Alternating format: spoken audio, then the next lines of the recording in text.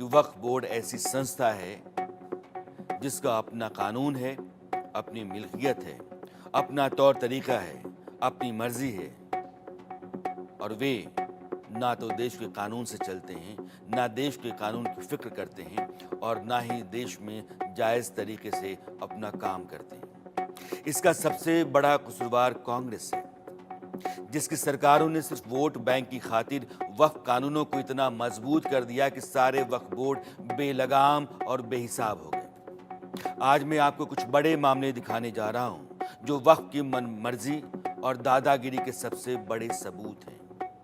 पहले दिल्ली की कुछ जगहें और फिर बिहार में पटना के पास एक जगह है फतुहा। वहाँ एक बस्ती है जहाँ वक्फ बोर्ड ने दिल्ली के ही कुछ जगहों की तरह अपना झंडा गाड़ रखा है। इस बात का दावा कि जमीन उसकी है, जबकि उसके पास इस दावे के लिए कोई आधार नहीं है। अलबत्ता वे लोग या संस्थाएं जो उन जमीनों के मालिक हैं, उनकी दावेदारी कहीं ज्यादा मजबूत है। पहला केस मैं आपके सामने लेकर के आ रहा हूं। आज आप आधे घंटे तक केस दर केस देखते रहिए, क्योंकि अभी तक आपने वक्फ बोर्ड के पास जो अधिकार हैं कानूनन वो सुने हैं। वक्फ बोर्ड अलग अलग राज्यों में जिस तरीके से जमीन कब्जा करते रहे हैं वो भी सुना है।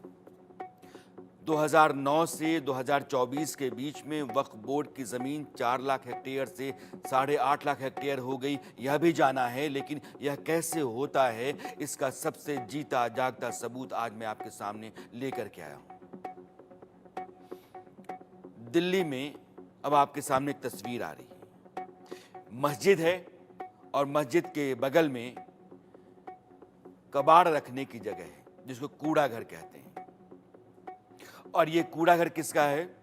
दिल्ली नगर निगम का है। आप तस्वीरों पर ध्यान दीजिएगा, दिल्ली नगर निगम का बोर्ड आएगा, कूड़ा घर दिखेगा आपको। मोहल्ले और आसपास के इलाकों से जो कूड़ा जमा किया जाता है वो ला करके कूड़ा घर में रखा जाता है, जहां ट्रक आते हैं और ट्रक के ऊपर लाद करके उनको फिर किसी लैंडफिल में जा करके डंप किया जाता है। लेकिन यह जो कूड़ा घर है, इस कूड़ा घर पर वक्फ बोर्ड दावा कर रहा है। क्यों?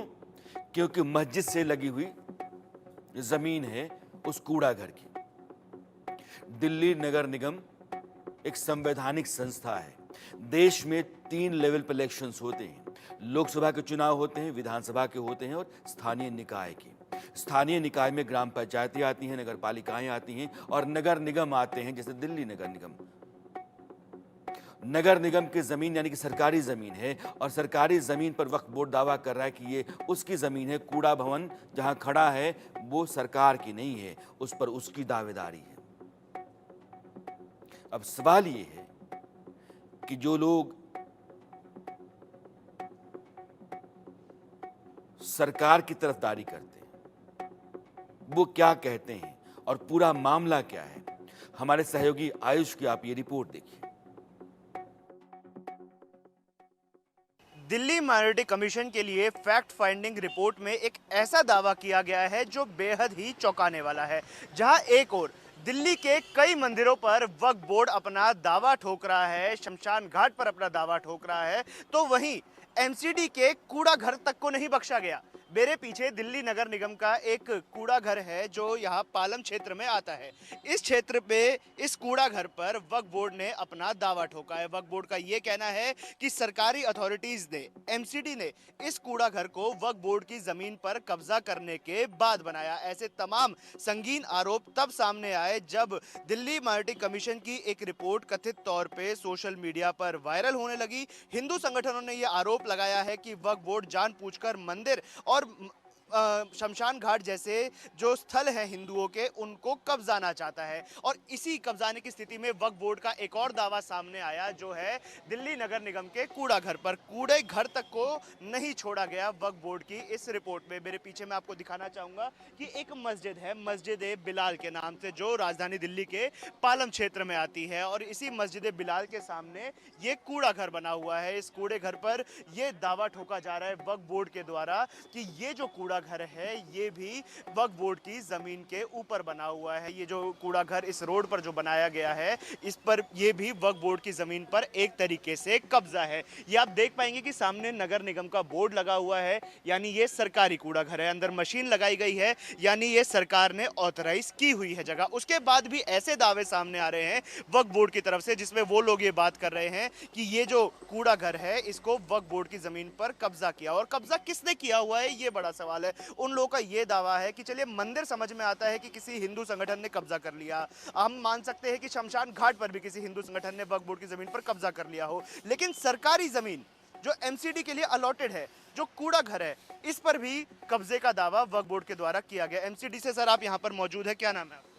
मेरा नाम सुशील है। कोई कूड़ा घर बनाती है या कोई भी ऐसे हम कह सकते चार्जिंग स्टेशन होते हैं, कूड़ा घर होता है या कोई और डेवलपमेंट प्रोजेक्ट एमसीडी का होता है, तो क्या उसका पेपर वर्क पूरी तरीके से सरकारी अथॉरिटीज करती ही होंगी? बिल्कुल बिल्कुल करती है जी। ऐसा ऐसा कुछ नहीं कि कोई भी एमसीडी हो, एमसीडी तो बल्कि हटा दिया जो इंक्रोचमेंट होता है। ऐसा कुछ नहीं हो सकता कि उन्होंने ये बिना पेपर के लगाई हो। पेपर बनाए होंगे जब यहाँ पे ये कूड़ा घर बनाया हुआ। इससे पहले भी कूड़ा घर ही था, आज से नहीं। कम से कम मैंने सुना है 25-30 साल पहले भी, मेरे आने से पहले भी यहाँ पे कूड़ा घर था। अच्छा, तो 25-30 साल से लगभग यहाँ पर कूड़ा घर था। 5 साल से भाई साहब ने बताया कि इनको यहाँ पर काम करते हुए हो गए हैं। एमसीडी का ये कूड़ा घर है, सरकारी जमीन है, क्योंकि देखिए सरकारी काम यहाँ पर हो रहा है। वो एमसीडी जो ऐसे में एंक्रोचमेंट हटाती है, अब उसी एमसीडी के ऊपर वक्फ बोर्ड आरोप लगा रहा है कि हमारी जमीन पर एंक्रोच करके यानी कब्जा करके यहाँ पर कूड़ा घर बनाया गया है। कांग्रेस की नरसिम्हा राव सरकार थी, उसने 1995 में संशोधन किया वक्फ कानूनों में। उसमें एक सेक्शन 40 लेकर के आएगी। सेक्शन 40 ये कहता है कि वक्फ बोर्ड अगर यह तस्दीक कर देता है, यह मान लेता है कि यह ज़मीन उसकी है, उस पर उसका मालिकाना हक है, तो फिर जिस ज़मीन पर वो दावा करता है वहाँ किसी की दावेदारी है, तो ये उसका ज़िम्मा है साबित करना है कि ज़मीन उसकी है, ना कि वक्फ बोर्ड की। वक्फ बोर्ड ने एक बार कह दिया और उसके बाद कब्जा कर लेगा। उस कब्जे से अगर आपको मुक्त करानी है अपनी ज़मीन या जायदाद, तो फिर आपको साबित करना है कि आपकी ये ज़मीन है, ये खाता खतिहान, ये रिकॉर्ड, ये सब कुछ हैं, और आपको इसकी खातिर वक्फ बोर्ड के ट्रिब्यूनल में जाना पड़ेगा, अदालत में नहीं। इस देश की किसी भी अदालत में आप जा करके वक्फ के दावे को चैलेंज नहीं कर सकते हैं। आप वक्फ के ट्रिब्यूनल में करेंगे, और ट्रिब्यूनल जो है ना एक ही समुदाय विशेष के लोगों का बना हुआ होता है। ये कहाँ का इंसाफ है? ये कैसा धर्मनिरपेक्ष देश है? आपने वक्फ बोर्ड को ऐसा हथियार दिया जो म्यान से निकली हुई लहराती तलवार है, जो किसी के सीने पर भी तान दी जाती है। जैसे यह मस्जिद के बगल में कूड़ा घर। अब शमशान, जहाँ चिताएं जलती हैं, और चिताएं दिल्ली में जहाँ शमशान है, ज़्यादातर एमसीडी की ज़मीनें हैं, और बहुत लंबे समय से यहाँ शमशान है। अब जैसे आपने देखा कूड़ा घर, वैसे ही दिल्ली के एक शमशान पर वक्फ बोर्ड दावा करता है कि ये उसकी ज़मीन है, यहाँ से शमशान हटाओ। ये रिपोर्ट देखिए।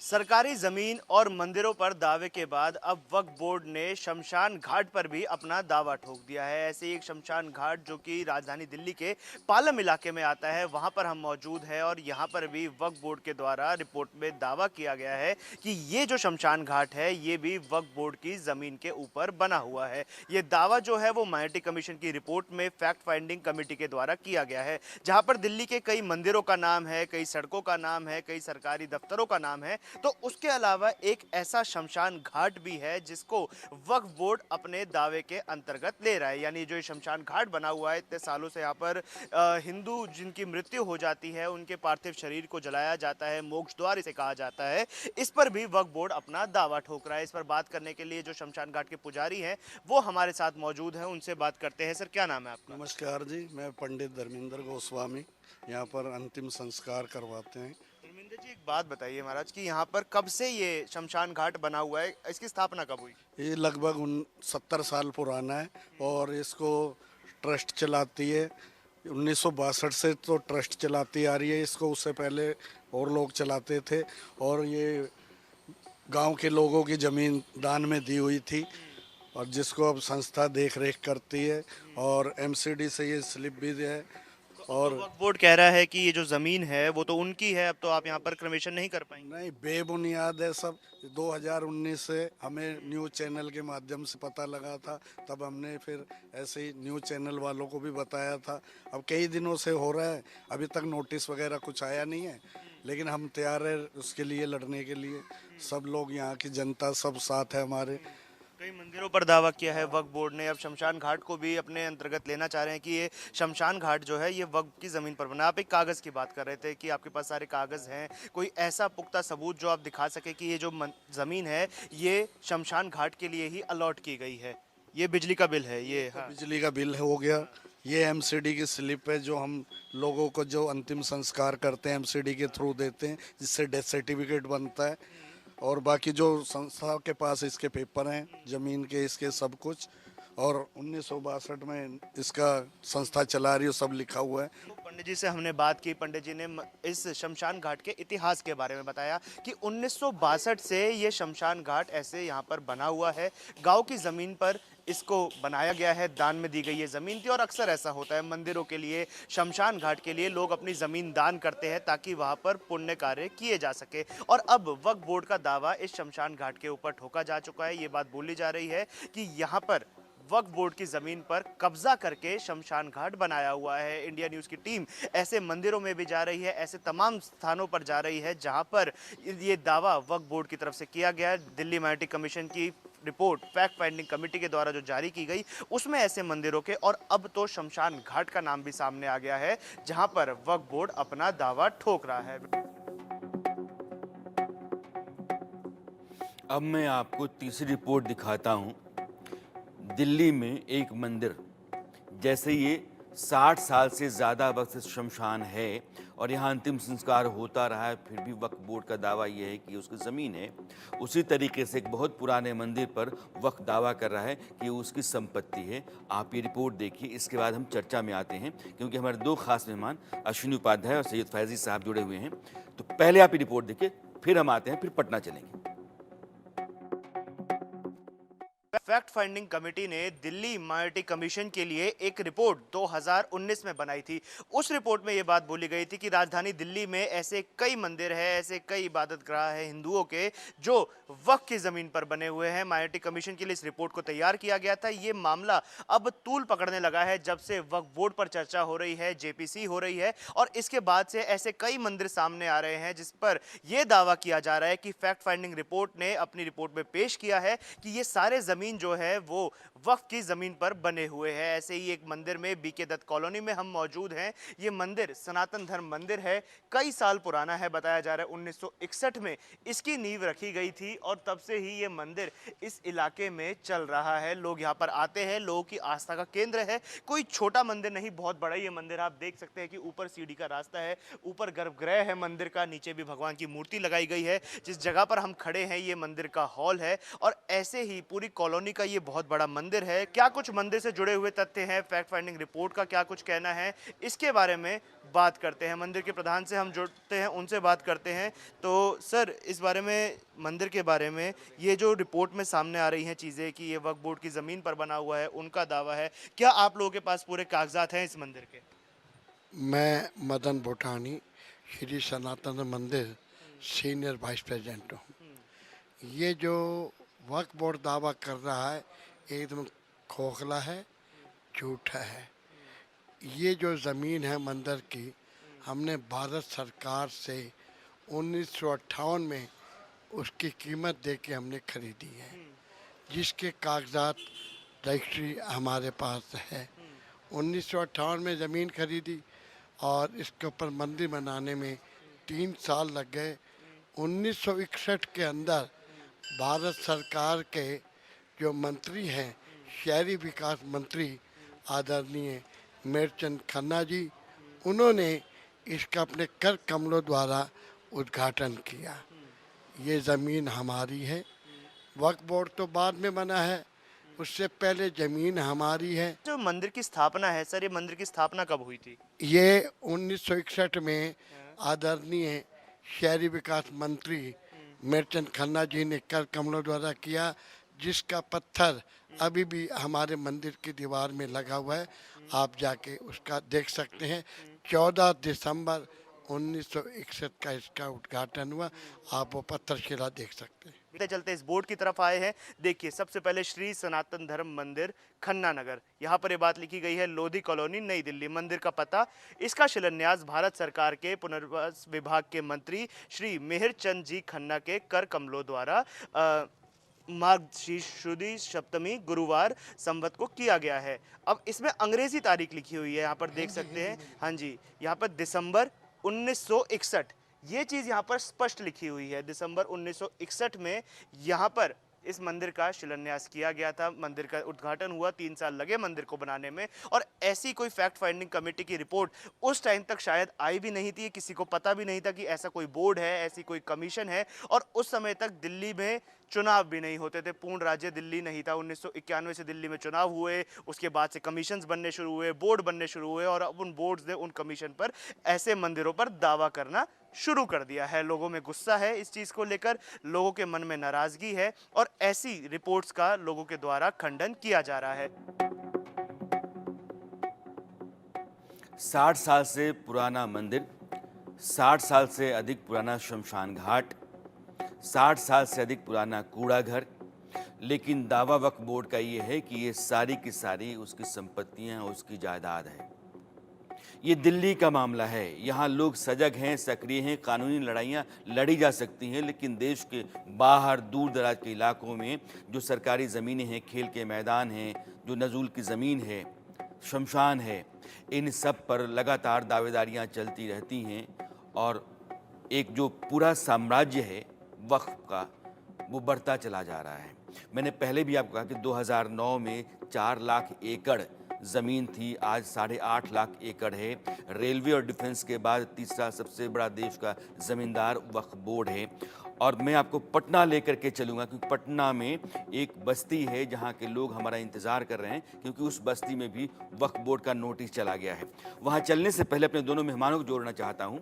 अश्विनी उपाध्याय, आप सीनियर एडवोकेट हैं सुप्रीम कोर्ट के, और इस तरह के मामलों में बहुत सक्रिय रहते हैं। और सैयद फैज़ी साहब हैं, आप शिया वक्फ बोर्ड के फॉर्मर मेंबर हैं। फैज़ी साहब, इस तरह की दावेदारियाँ क्यों होती हैं कि शमशान है, मंदिर है, कूड़ा घर है, और कहा जाए कि ये तो वक्फ की संपत्ति है? आधार क्या? कुछ भी, कुछ किसी आधार पे कभी भी कुछ भी कहा जा सकता है?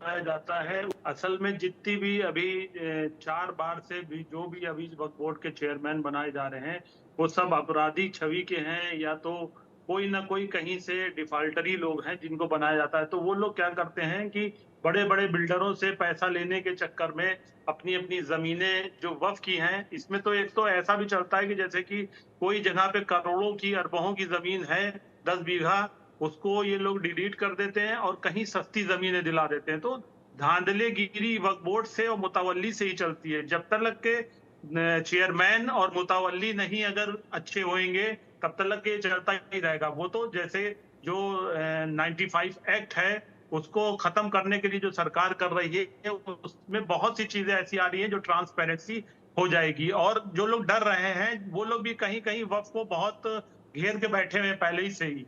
वक्फ की धांधली तो आज से नहीं, करीब 20 साल से हम देख रहे हैं, चलती चली आ रही है। और मेन नुकसान जो वक्फ के खुद लोग होते हैं वही कराते हैं। जैसे चेयरमैन हुआ, मुतावल्ली हुआ, मुतावल्ली अपने हिसाब से ही सबको देता है। छोटी जमीन कहीं पे जिसकी कीमत है करोड़ों की, उसको जो वहां से डिलीट कर दिया और एक सस्ती जमीन दिखा दी कि ये जमीन है। तो धांधली तो पहले वक्फ बोर्ड बंद करी जाए। सरकार को चाहिए वक्फ बोर्ड के चेयरमैन पे, मुतावल्ली पे लगाम कसे। लेकिन आपके अपोजिशन के जो दल हैं, वो तो सरकार के संशोधन के विधेयक बिल के खिलाफ हैं कि भैया ये क्या कर रहे हो, ये तो पूरे समुदाय का गला घोंट रहे हो। देखिए, वो जो हैं, जो लोग भी बहुत बड़े बड़े वफों में घेर के बैठे हैं पहले ही से ही, तो वो डर रहे हैं। उनको चाहिए कि इसको रोक दिया जाए, बिल पास मत किया जाए। तो ये उनकी यही तो चीजें हैं कि जो सामने आ रही है, सरकार देख रही है। सरकार को चाहिए कि पहले वक्फ बोर्डों को, चाहे सुन्नी वक्फ बोर्ड हो चाहे शिया वक्फ बोर्ड हो, दोनों को पहले सुधारे। जो चेयरमैन है उनको देके कि वो क्या कर रहे हैं। अभी देखिए बहुत सी चीजें हैं, फर्रुखाबाद में भी एक वफ है बहुत बड़ा, उसको खत्म कर दिया गया। लखनऊ के कितने वफ डिलीट कर दिए गए। अभी जैसे कूड़े की बात करी गई, यहाँ पे भी एक वफ सज्जादिया है, बहुत बड़ा वफ है, वो खाली लैंड पड़ी हुई है, उसमें ना कोई कमाई का जरिया है ना कुछ है, मुतवल्ली भी नियुक्त हैं, मगर वहां पे कूड़ा आज से नहीं करीब 10 साल से कूड़ा पड़ रहा है। अब वो धीरे धीरे नगर निगम कह दी कि मेरा है, आए दिन 100 गाड़ी कूड़ा पड़ता है, 100 गाड़ी उठाता है रोज। तो वो धीरे धीरे वो भी कह सकते हैं कि ये सरकारी जमीन है और ये कूड़ा घर है और ये जी। हमारी है। तो मेन चीज है कि जो वक्फ वाले हैं वो अपनी जमीनों को वो छोड़े रहते हैं जहाँ आमदनी नहीं होती है। जिस आते जगह हैं। आमदनी है, जहाँ पे पैसा आ है, उसको तो नजर में रखते हैं, और जिस जगह से नहीं आ रहा तो उसको ऐसे ही छोड़े रहते हैं। इसीलिए वो डिस्प्यूट में पहुंच जाती है जगहें। अश्विनी उपाध्याय जी, सैयद फैजी साहब चूंकि पूर्व मेंबर हैं शिया वक्फ बोर्ड के, इनकी बात को गंभीरता से लिया जाना चाहिए। आपका कहना ये है कि शिया वक्फ बोर्ड हो या सुन्नी वक्फ बोर्ड हो, इनको ख़त्म किया जाना ज़रूरी है। ये धांधलेबाजों और बिल्डर किस्म के लोगों का एक गैंग है जो ज़मीनों पर कब्जा करता है और एक गैर कानूनी कारोबार कर रहा है। देखिए राणा जी, भारत में संविधान है। भारत ना बाइबल से चलता है ना कुरान से, भारत चलता है संविधान से। और संविधान में बहुत साफ साफ लिखा हुआ है, मजहब के आधार पर विभाजन हो चुका है। अब मजहब के आधार पर कोई बोर्ड नहीं होगा, मजहब के आधार पर कोई ट्रिब्यूनल नहीं होगा, मजहब के आधार पर कोई मंत्रालय नहीं होगा, मजहब के आधार पर कोई योजना नहीं होगी। भारत में 18 ट्रिब्यूनल चलते हैं, उसमें से 17 जो ट्रिब्यूनल है वो जेंडर न्यूट्रल है, रिलीजन न्यूट्रल है। ये 18वां एक ही ट्रिब्यूनल है, वक्फ ट्रिब्यूनल, जो मजहब के लिए बना हुआ, और एक मजहब के लिए, सारे माइनॉरिटीज के लिए भी नहीं। अगर एक बार चलो सारे माइनॉरिटीज के लिए वक्फ एक ट्रिब्यूनल होता तो समझ में आता। ऐसा जो वक्फ ट्रिब्यूनल है, वक्फ बोर्ड है, ऐसा तो ईसाइयों के लिए भी नहीं है, यहूदियों के लिए भी नहीं है, पारसियों के लिए भी नहीं है, बहाइयों के लिए भी नहीं है, सिखों के लिए भी नहीं है, और जितने भी और भी माइनॉरिटी और किसी के लिए नहीं है। ये कहना है, दो तरीका है, या तो इस वक्फ पैक्ट को, बोर्ड को खत्म किया जाए, भारत में सबके लिए एक व्यवस्था की जाए, जमीन का मुकदमा जैसे सबका कोर्ट में चलता वैसे ही कोर्ट में चले। अदरवाइज एक सनातन ट्रिब्यूनल बनाया जाए, एक सनातन बोर्ड बनाया जाए। सनातन बोर्ड, सनातन ट्रिब्यूनल के पास भी वो सारे अधिकार होने चाहिए, सारी शक्तियां होनी चाहिए जो आज के डेट में वक्फ बोर्ड के पास है, वक्फ ट्रिब्यूनल के पास है। मैं तो ओवैसी या कांग्रेस जो लोग कह रहे हैं कि नहीं इसमें कोई तरीका, या तो खत्म करो या तो इसको मत बदलो। आप बिल्कुल जो वक्फ पैक्ट 1995 में कांग्रेस ने बनाया, उतनी धाराओं वाला, उतनी शक्ति वाला, उतने ही क्लॉजेस, उतना ही स्ट्रक्चर, वैसा ही एक सनातन बोर्ड, वैसा ही एक सनातन ट्रिब्यूनल, वैसे ही सर्वे करने की शक्ति, वैसे ही जहां हाथ रखे वहां अपनी शक्ति, ये एक मिल जाए। मेरा ये मानना लोहा लोहे को नहीं, देश को, देश के लिए बेहतर नहीं। अश्विनी उपाध्याय अपनी जगह पर ठीक है, लेकिन कीचड़ से कीचड़ धुलता नहीं है। और अगर आपने एक जमात को, एक समुदाय विशेष को इतने अधिकार दे दिए हैं कि उसकी मनमर्जियां चल रही हैं, दादागिरी चल रही है, तो आपको उसको सांचे में लाना चाहिए। नरेंद्र मोदी जी, मैं सिर्फ अश्विनी जी ये कह रहा हूँ, मैं अपने दर्शकों को भी कह रहा हूँ कि अगर देश की सरकार, केंद्र सरकार ने एक व्यवस्था ऐसी करनी चाहिए कि एक ट्रांसपेरेंट तरीके से, लीगली वैलिड तरीके से वक्फ चले, तो अचानक सबकी नींद हराम हो गई, सबने आसमान सिर पे उठा लिया। ऐसा लगा कि मुसलमानों के पैरोकार यही हैं, जबकि मुस्लिम कम्युनिटी के लोग कहते हैं कि उससे मुसलमानों का कोई भला नहीं हो रहा है।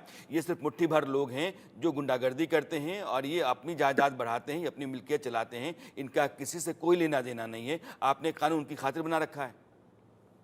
मैं आपको क्या कह रहा हूं कि अगर जो लोग वक्फ बोर्ड के समर्थन में बात कर रहे हैं, जिस दिन सनातन बोर्ड और सनातन ट्रिब्यूनल बन गया तो इनके सामने ना मतलब बहुत बड़ी विकट समस्या आ जाएगी।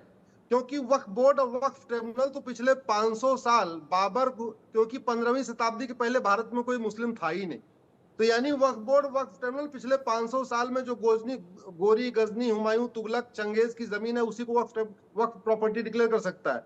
वहीं दूसरी तरफ सनातन बोर्ड तो 10,000 साल पुरानी तक प्रॉपर्टी को डिक्लेयर कर देगा। उदाहरण के लिए दिल्ली को युधिष्ठिर ने बसाया तो सनातन बोर्ड तो पूरे दिल्ली को ही सनातन प्रॉपर्टी डिक्लेयर कर देगा।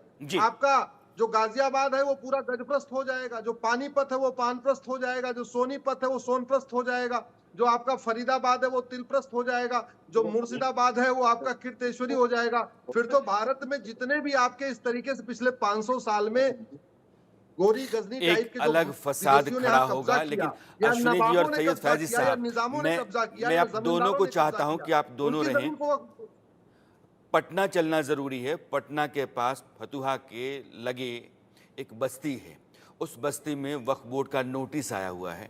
नोटिस बहुत पहले बोर्ड वहाँ लगाया गया था और नोटिस डाला गया था कि ये पूरा जो इलाका है, गांव है, वो वक्फ बोर्ड का है। अब कुछ लोगों के घरों पर नोटिस गया कि आप घर खाली कीजिए, यहाँ हमको अपना काम करना है वक्फ बोर्ड की तरफ से, और वहाँ कोहराम मचा हुआ है।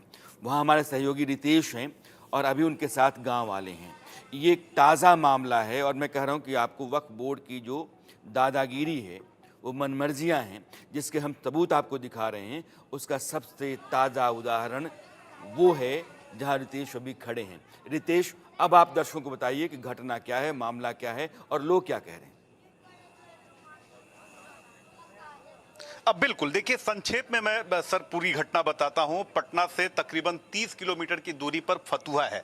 फतुहा का ये गोविंदपुर कुर्था गांव है। 95% यहां आबादी हिंदुओं की है, लेकिन आज से ठीक 2 साल पहले सुन्नी वक्फ बोर्ड ने एक यहां पर अपना होर्डिंग लगा दिया और उसमें उसने दावा कर दिया कि ये जो खाली जमीन है, एक बार हमारे सहयोगी दिखाएं, रात का समय है दिख नहीं पाएगा, ये खाली जमीन समेत ये जितने भी मकान आपको इस रो में दिख रहे हैं, इन सभी मकानों पर उसने अपना दावा ठोक दिया। फिलहाल 7 घरों को नोटिस जारी किया गया है कि आप अपने घरों को खाली कर दें, नहीं तो फिर बुलडोजर की कार्रवाई की जाएगी। ये जमीन हमारी है, यानी सुन्नी वक्फ बोर्ड की जमीन है। जो स्थानीय लोग हैं वो बार बार अपने कागजातों को दिखाते हैं, क्योंकि कागजात से ये लोग मजबूत हैं, लेकिन उसके बावजूद भी आप सोचिए कि दादागिरी क्या है सुन्नी वक्फ बोर्ड की, कि हाई कोर्ट ने स्टे लगाया है, उसके बाद भी यहाँ का जो स्थानीय सचिव है सुन्नी वक्फ बोर्ड का, वो लोगों को धमकाने तक से बाज नहीं आता।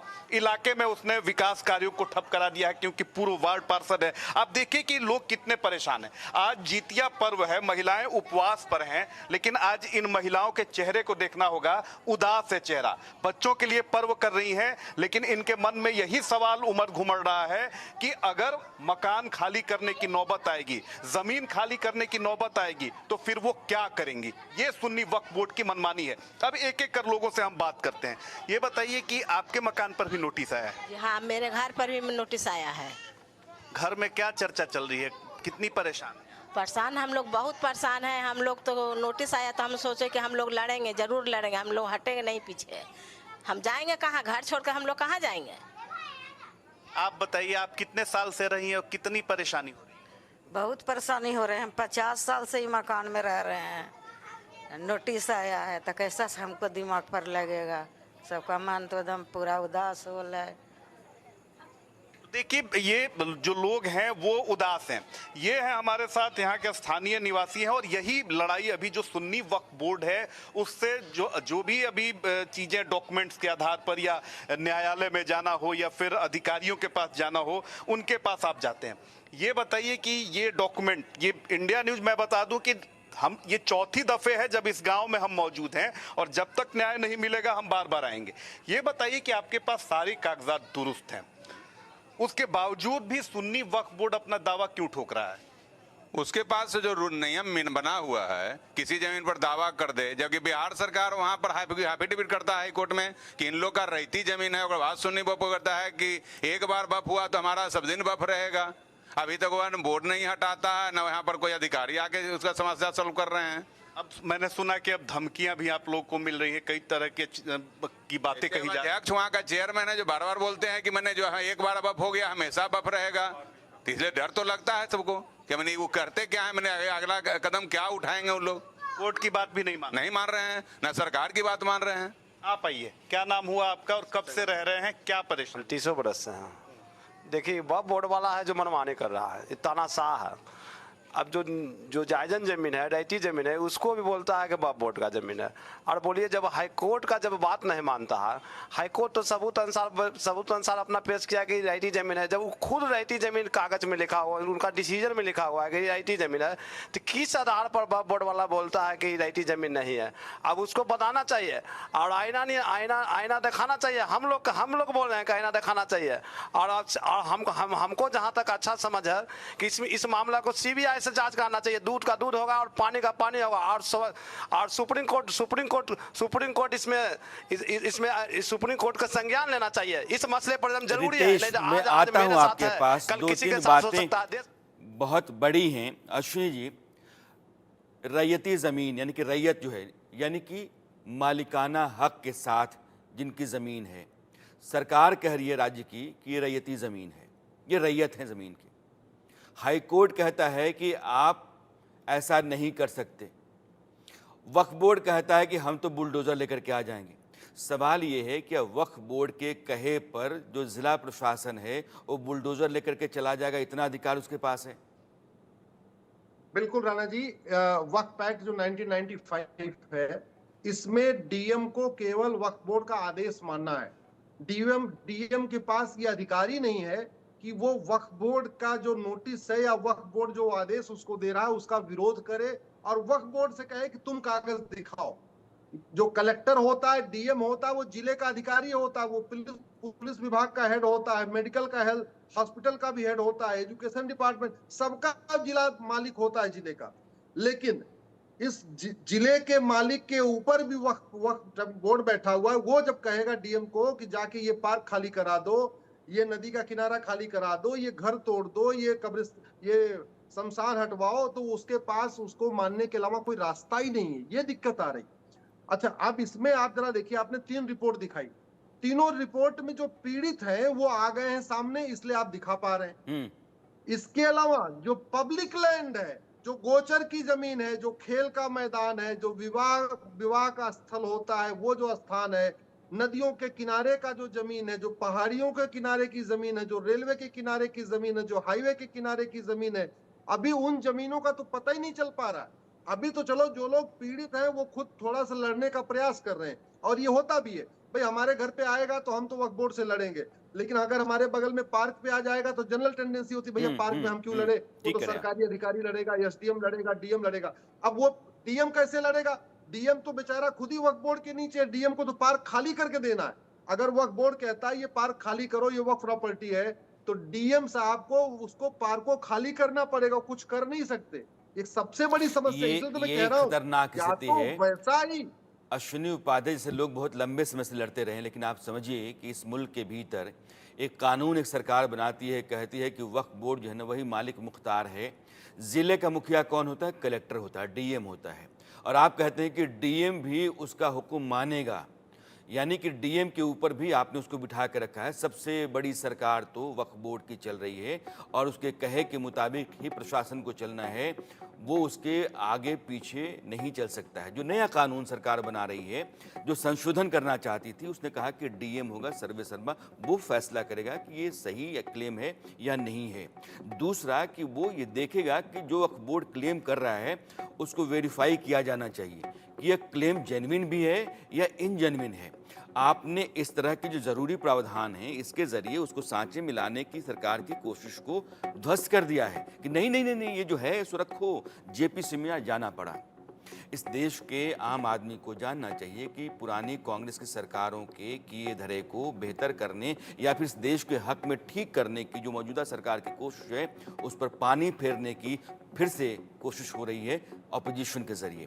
मैं सैयद फैज़ी साहब आपसे सवाल करना चाहता हूँ, ये वक्फ बोर्ड में जो लोग हैं, जो संपत्तियां हैं, जो क्लेम्स होते हैं, जिस तरीके से ज़मीनों पर कब्जा है, इसका होता क्या है? ये कौन से लोग हैं? इसकी असलियत क्या है? देखिए, ये जो लैंड माफिया हैं बड़े बड़े, ये लोग की नजर रहती है पहले ही वक्फ की जमीनों पे, तो इनके वजह से होता है। और जो डीएम साहब को कहा गया, डीएम तो हमेशा जो भी वक्फ हैं, जितने बड़े वक्फ हैं, उनका सबका अध्यक्ष माना जाता है। वक्फ बोर्ड की कोई भी कार्रवाई होती है तो पहले ही से डीएम को पावर दिया गया है, वक्फ एक्ट में भी है, डीएमई जो भी चाहेगा, पहले अगर जैसे वक्फ बोर्ड की कोई भी जमीन है, अगर वक्फ बोर्ड से नहीं खाली हो पाई तो डीएम को लिखा जाता है, फिर उसके नीचे डीएमओ होते हैं, वो उसकी पूरी जांच करते हैं कि वक्फ में है कि नहीं है। तो ये तो शुरू से ही डीएम के अंडर ही में आ रही है। डीएम चाहे तो उसको खाली भी करा सकता है, डीएम चाहे ना करा सकता है।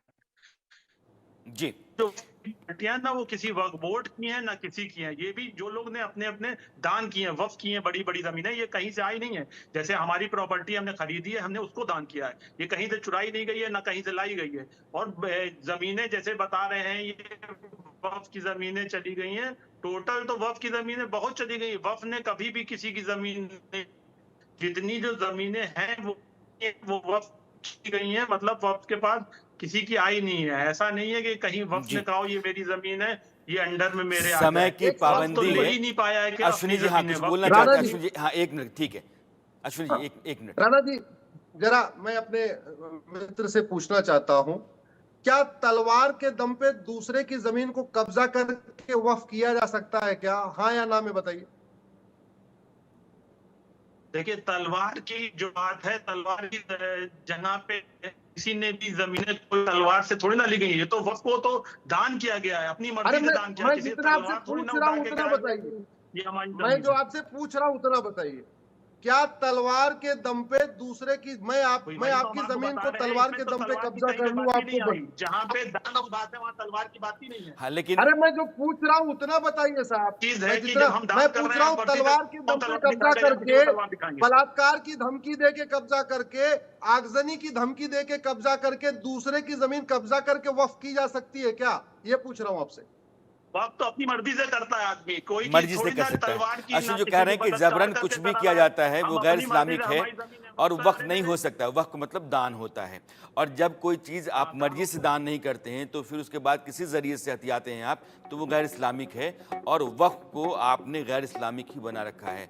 As a matter of fact यह पूरी की पूरी बॉडी जो है वो गैर इस्लामिक है। और अश्विनी जी बार बार कहते हैं कि ये नॉन कॉन्स्टिट्यूशनल नहीं है, ये नॉन इस्लामिक भी है, और मैं इस बात से हमेशा सहमत रहा हूँ। समय की थोड़ी पाबंदी है, इसलिए आप दोनों से मैं विदा लेना चाहता हूँ। बहुत बहुत शुक्रिया आपका जुड़ने के लिए और अपनी बात रखने के लिए। लेकिन आज इंडिया न्यूज़ ने आपको केस स्टडीज दिखाए हैं, चाहे कूड़ा घर हो, मंदिर हो, या फिर शमशान हो, या कोई बस्ती हो, सब जगह दावेदारियां हैं वक्फ बोर्ड की। और यह जो केसेस हैं ये सिर्फ इसलिए आपके सामने हम ला करके रख रहे हैं